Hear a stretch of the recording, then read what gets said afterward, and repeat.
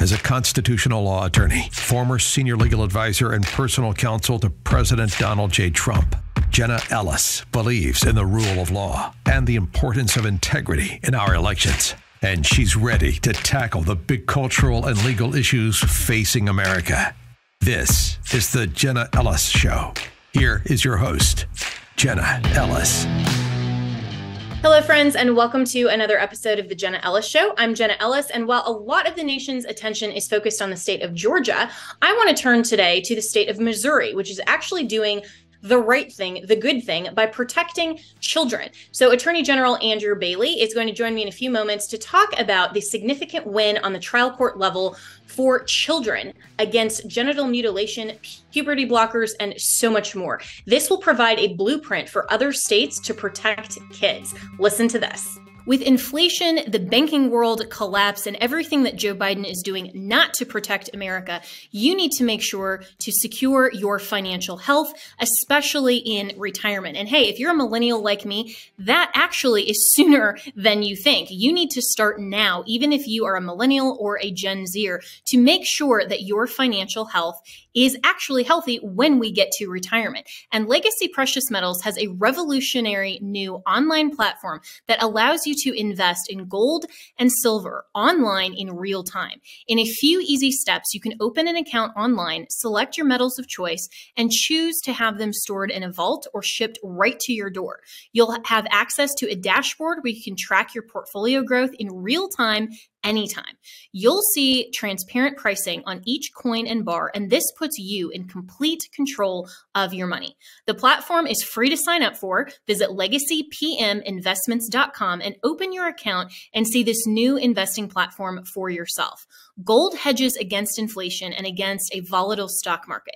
A truly diversified portfolio isn't just more stocks and bonds, but different asset classes. This brand new platform allows you to make investments in gold and silver, no matter how small or large, with just a few clicks. Visit legacypm.com to get started. You can download the free investor's guide, and you can also call Legacy PM Investments to talk to a portfolio expert to get expert answers to your to customize your personal portfolio. So visit legacypminvestments.com to get started. Tell them that Jenna sent you.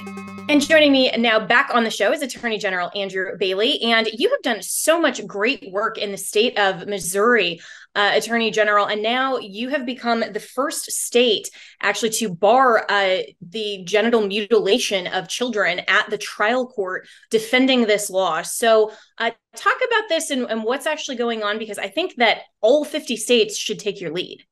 Well, proud to have delivered a win in the fight to protect children here in the state of Missouri and nationally. Missouri's led on this issue in so many different ways, from receiving a whistleblower affidavit about a transgender clinic here in St. Louis that prompted so much of the work that we've done at the state level, to promulgate an emergency rule to put some safeguards in place, call for a moratorium, launch a multi-agency investigation, first of its kind in the nation, and then ultimately to defend the law that the General Assembly passed and the governor signed into law. That law was set to go into effect on August 28th, but before that could happen, Lambda Legal and the ACLU filed suit to block it. And we've seen this in other states. And so we were proud to partner with like-minded attorney generals across the United States of America who have undergone this same legal challenge and learn from them. What worked, what didn't, what would they have done differently, what did they like? And we wove together a winning trial strategy. And ultimately, we're able to stop the request for preliminary injunction and keep the law in effect. And it is now in effect. It's a safer state for children in Missouri. And look, we can hand off a winning play to other states now. Yeah, and I think that that's what's so important, is creating this game plan for other states to look and see, okay, what does the legislation actually say? And then when it's challenged, what is the best trial strategy? So let's walk through that a little bit. What does the legislation actually say for those who maybe haven't read it in full? Yeah, Senate Bill 49, what it does is it prevents administration of puberty blockers, cross-sex hormones, or referrals for irreversible sterilization surgeries for anyone under 18 in the state of Missouri. It also creates a private cause of action to victims of this system and increases the statute of limitations for 15 years and authorizes awards up to $500,000 so that individual victims can seek justice on their own. It also prevents state taxpayer dollars in the Medicaid program from flowing to these kinds of dangerous and irreversible surgeries, and prevents that from happening in the prison context as well. So huge win, again, for protecting children here in the state of Missouri. And we were proud to defend it in court. And you're right. There were other states that were in a holding pattern that weren't passing legislation to see if the Missouri legislation would be upheld in court. So proud to deliver a win. Yeah, and it makes so much sense that when this is a victimization of children and their parents or doctors or whoever is involved are making these choices for them before they reach the age of adulthood. And we can obviously have the moral conversation about whether that should be permissible in the United States of America, regardless of your age, because the truth is a man can't be a woman can't be a man. But there is definitely a distinction in terms of liability creation and the victimization of someone who didn't choose this path for themselves, and this was perpetuated upon children. And so what was the legal strategy going into this that ultimately gave you the victory that you would encourage other states to model? Yeah, well, first of all, how dare anyone tell these children that God put them in the wrong body? We know he doesn't make mistakes, and really that's what we're up against. But the plaintiffs raised equal protection clause claims that this law would violate the equal protection clause, and they raised those claims under the Missouri state constitution to keep us in state court. And at the end of the day, what they failed to acknowledge was that the Missouri constitutional equal protection clause is coexistent with and analyzed in the same way as the federal equal protection clause in the United States Constitution. And if you think about it, 100 years of jurisprudence around the equal protection clause has codified around the position that you cannot discriminate against people based on immutable characteristics. And yet here the plaintiffs are claiming that gender is mutable. Their argument fails on its face. It makes zero sense. And so we were able to prevail. But if you look at the court order that was handed down on Friday afternoon when we delivered that win for the people of the state of Missouri, paragraph 10 is really important. And what it says is that the court found unpersuasive the medical evidence adduced by the plaintiffs. In other words, the court specifically said that the medical evidence was contradictory, confusing, and raised more questions than answers. That means there is no medical consensus that this is gender affirming care. Care's got nothing to do with it. This is the sterilization of children masquerading as medicine.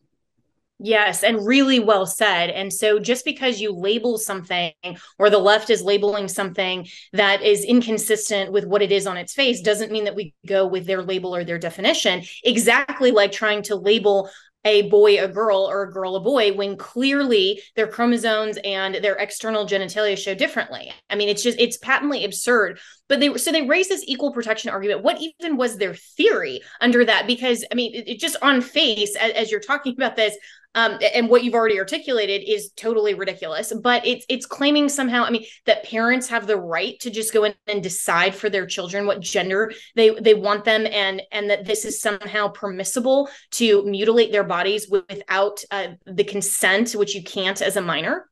Yeah, the plaintiffs, ACLU and Lambda Legal, want the state court to find a constitutional right to sterilize children. I mean, it's absolutely absurd. And so that's exactly what we're fighting against. And again, it's using the right language to talk about this the right way and call it what it is. And that's why having a hearing in open court, putting on our evidence, making the plaintiffs put on their evidence, they have the burden of proof, and then cross-examining their witnesses and making them own those opinions in open court, in front of an audience, in front of a judge, where the lamestream media can't hide from it. Look what happened. The New York Post just last week came out and said, oh, you know what? Some of these whistleblower claims there in St. Louis are actually proven to be true. So the national mood on this is shifting because we're shining the light of truth on it. And that's what the going to court was all about. We cross-examined their quote unquote experts and got them to own the fact, admit under cross-examination, under oath, that the studies they were relying on were weak science at best, and that they were ignoring opinions out of from experts out of Europe, which had opined that these procedures were dangerous, unsupported by evidence, and had long-term negative, irreversible health consequences. So the state absolutely has a compelling interest in barring it. And just last week on Monday, the 11th Circuit Court of Appeals handed down an opinion overturning a trial court preliminary injunction, finding that Alabama, in fact, demonstrated a likelihood of success on the merits, that they had a compelling interest in protecting children. So the national mood is changing on this. The legal landscape is changing on it. And last week's win at the trial court level draws up a winning play for other states to follow to keep moving this thing in the right direction. And speaking with Missouri Attorney General Andrew Bailey, and I think that we are going to look back on this period in American history, and historians are going to look back and say, how on earth was anyone trying to promulgate this type of disaster and this type of child abuse when the United States has always, for example, been against FGM or female genital mutilation in other third world countries. And yet that's a totally contradictory policy now that we we are supposed to just completely ignore under the auspices of manipulating these definitions. But from a 30,000 foot perspective here, it is so maddening to me as someone who loves the Constitution, who has studied this, not only from a legal perspective, but just from a philosophical perspective, as a Christian, and I know you're a Christian as well, and how the left continually manipulates and perverts the language of the Constitution to somehow suggest that there is a right that's protected by the Constitution, that parents can go and give their children puberty blockers and cut off their genitalia. I mean, that the founders would have thought this was just completely beyond the pale, would have never stood for it. And it frustrates me, and I think it would for you as well, to see how often these lawyers create these arguments that are intentionally manipulating what the plain text says, and they can't possibly make these arguments coherently, but yet they try. Yeah, you're right. I mean, it's sophistry, and it's the nadir of sophistry. And I would point out that the words in the Constitution matter. The Constitution exists to protect us from government. The rights found in the Bill of Rights come from God, not man. And the government exists to protect our rights, not infringe upon them. And at the end of the day, the words have to have the understanding they had at the time they were written down. So it's the text and the original understanding and the tradition and history of the document that matters so much to me, and that we have to fight to protect. And you're right, it's absolutely perverted when you try to plumb the depths of the plain language, the Equal Protection Clause, the original history and understanding thereof, to find that there's some kind of right to sterilize children. But two other points I want to make. Number one, history, to your point, history is not going to look kindly on this point in time. I mean, I think back to the 1940s and 50s, when quote unquote leading scientific experts at the time thought that lobotomies were a good idea.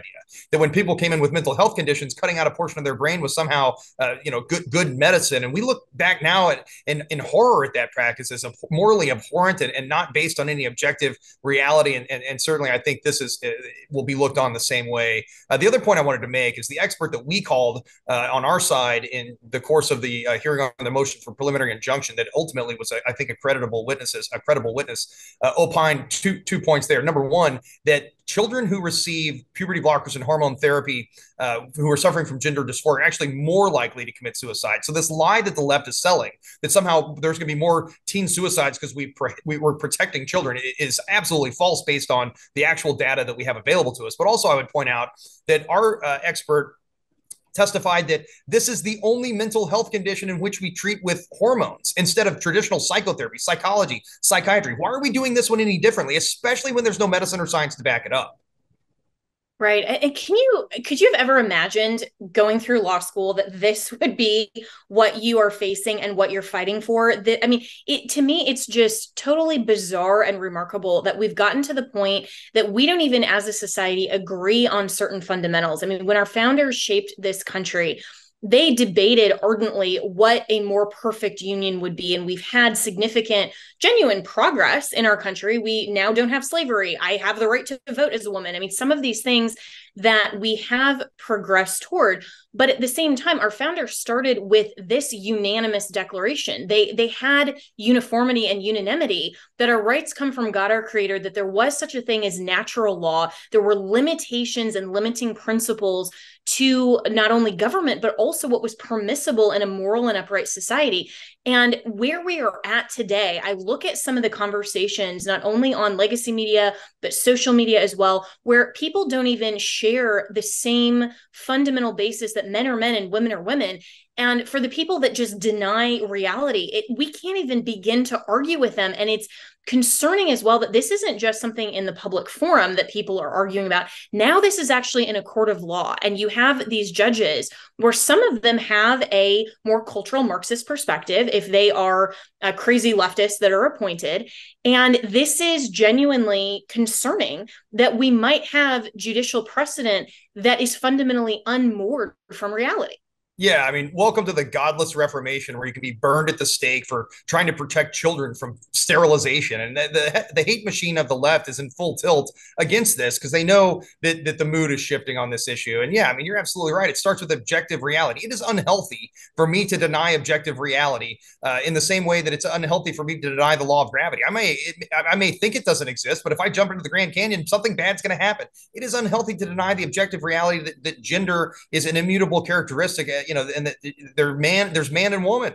And like you said, that's defined by biology. And so, yeah, I mean, I would say that the depravity of the left so outpaces the rational lawmaking that we struggle for our statutes and our courts to keep up with the depravity of the left. We can't war game against an enemy that it goes so far to the extreme that it's destructive to their own position. It's destructive to themselves. It's hypocritical. It's so far out there that we struggle to keep pace with it.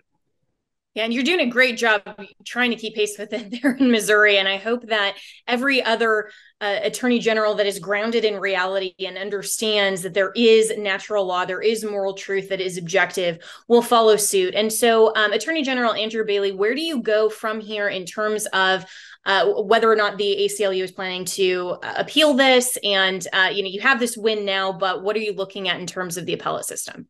Well, there is no appeal from the denial of a preliminary injunction at the state level. The plaintiffs could have sought a writ of mandamus at the Missouri Supreme Court, excuse me. They would have needed to do that over the weekend because the law went into effect this morning. And so their failure to do so means the law is in effect now. And it's a safer state for children in the state of Missouri at the present time. We'll get to merits discovery. We'll keep digging in on this, and eventually we'll have a hearing on the full merits of the case. But again, the court has signaled kind of where this is going by opining that the plaintiffs were unable to show a likelihood of success on the merits of their Equal Protection Clause claim and unable to show irreparable harm. The state likely had a compelling interest in enacting this statute. So all those things militate in favor of our ultimate success on the merits of this case. Yeah, absolutely. I mean, I can't think of a better compelling interest for government than protection of children from genital mutilation and hormone therapy. It's just so sad that we're even here and we're doing this. And so what about these other states then? Have you heard just in the last week since this victory that other legislatures are now going to take up similar legislation and push this forward in other states? Yeah, I believe that to be true. Absolutely. I think that other states can look at the Missouri Senate Bill 49 and see a winning strategy there of how to craft language. I think Missouri can do more.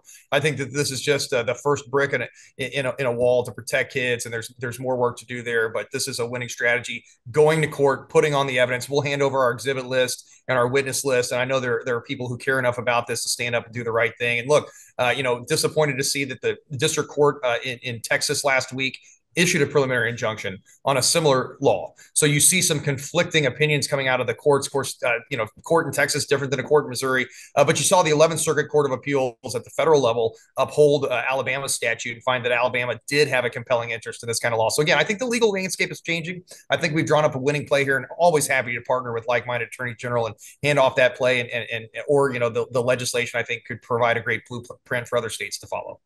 Yeah, and hopefully Congress as well. I mean, I don't have a lot of faith and confidence in the Senate currently in that composition, but I would love to see something like this at the federal level as well, just protecting children. But obviously, states have to do their part, and state sovereignty matters so much. And that's a whole other conversation as well. But Attorney General Andrew Bailey, thank you so much. And we are all praying for you. And is there anything that we can do as the general audience? I know there's so many parents that are listening that are very concerned about this. They want to support this cause. They want to support you. What is the best way for them to get involved or at least champion these efforts as well in Missouri and in their own states? Yeah, absolutely. Appreciate that. And I would say people should check out ago.mo.gov. That's ago.mo.gov. Stay in touch with some of the work we're doing to protect Missourians, protect our constitutional rights, protect kids. I want Missouri to be the safest state in the nation for children. Folks can sign up for our newsletter, follow us on social media, and receive regular updates as this fight progresses. Mm-hmm. Well, I have you on alerts on now X, formerly known as Twitter, and I always see all the great work that you're doing. And so really appreciate it so much. Keep up the good work. We are praying for you. And thanks for joining me today. Thank you, ma'am. All the best to you. Thanks.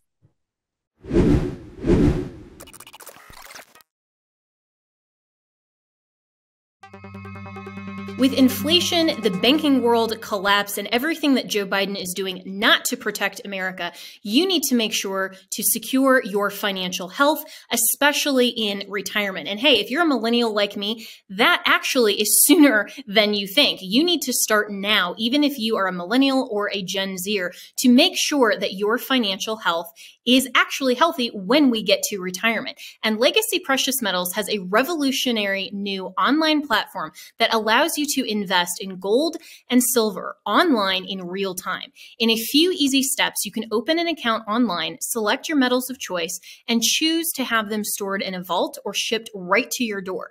You'll have access to a dashboard where you can track your portfolio growth in real time anytime. You'll see transparent pricing on each coin and bar, and this puts you in complete control of your money. The platform is free to sign up for. Visit legacypminvestments.com and open your account and see this new investing platform for yourself. Gold hedges against inflation and against a volatile stock market. A truly diversified portfolio isn't just more stocks and bonds, but different asset classes. This brand new platform allows you to make investments in gold and silver, no matter how small or large, with just a few clicks. Visit legacypm.com to get started. You can download the free investor's guide, and you can also call Legacy PM Investments to talk to a portfolio expert to get expert answers to your to customize your personal portfolio. So visit legacypminvestments.com to get started. Tell them that Jenna sent you.